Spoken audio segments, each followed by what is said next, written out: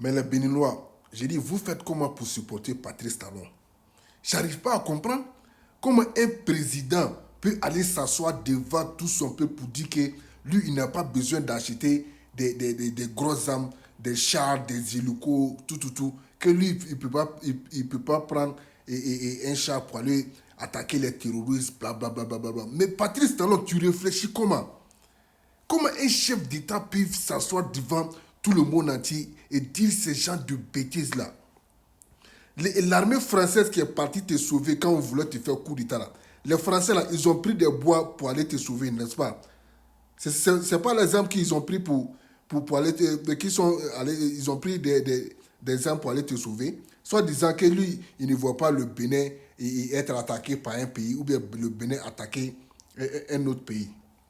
Toi, tu connais ce qui s'est passé au Mali.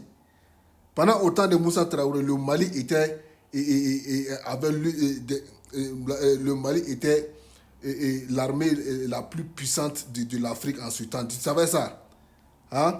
Qui a détruit la puissance de l'armée malienne? Il s'appelle Alpha Oumar Konaré. Il a pris toutes les armes, tout l'armement du Mali, il est parti brûler ça. Soit disant que la flamme de la paix, il a signé des accords de paix avec des chefs rebelles et des rebelles qui étaient au nord. Il a brûlé tout l'armement de l'armée malienne. Pendant ce temps, le Mali n'avait même pas d'armée. Est-ce que tu vois? Mais quand lui, il est parti, les ATT sont venus, eux aussi, ils n'ont pas acheté d'armement. Voilà la conséquence. Quand les djihadistes ont quitté la Libye, ils sont venus attaquer, ils ont trouvé que l'armée malienne était à terre. Ils ont pris toutes les villes de l'armée malienne en quelques jours seulement, jusqu'au centre. Qu'est-ce qui a provoqué ça? Parce qu'en ce temps, le Mali n'avait pas d'armement. Le Mali n'avait pas d'armée. Quand Alpha Oumar a brûlé tout l'armement du Mali. Donc toi, tu t'assois, tu dis que ton pays n'a pas besoin d'aller attaquer. Si tu es garçon,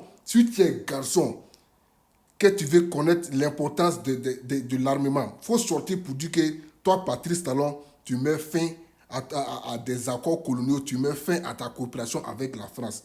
Si les terroristes n'ont pas pris Bénin demain matin, c'est que ce n'est pas moi. Comment on peut être... comment on peut c'est-à-dire, j'arrive toujours pas à qualifier Patrice Talon. Comment les Béninois arrivent à supporter Patrice Talon? Hein? Donc toi, toute ta vie, ce sont la France qui va te protéger. Hein?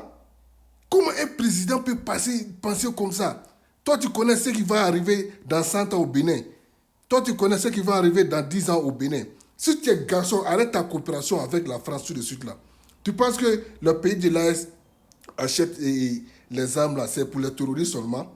C'est pour la guerre de haute intensité. C'est-à-dire la guerre contre la France, les États-Unis, ou bien un pays qui se met à travers de nous là. Ce pays-là va disparaître à jamais. C'est pour cela que l'AES se prépare, non pas pour les terroristes. C'est pour préparer la guerre de haute intensité. Quand tu refuses la France, tu refuses l'impérialisme, ils vont t'imposer la guerre. Donc il faut se préparer à ça.